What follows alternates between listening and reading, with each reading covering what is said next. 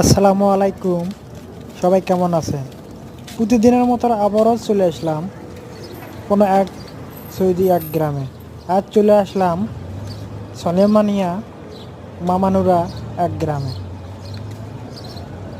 দেখেন, গ্রামে অতি নীরব, রাস্তা আছে, গাড়ি চলাচল বন্ধ আছে। এই সময় সকালবেলা আবহাওয়া অনেক ঠান্ডা, এই জন্য সকালেই বের হলাম।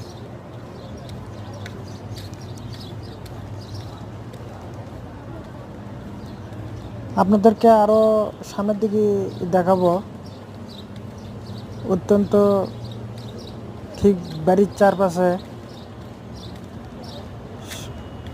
অনেক গাছ লাগানো আছে, সবুজ শ্যামল, অনেক সুন্দর লাগে।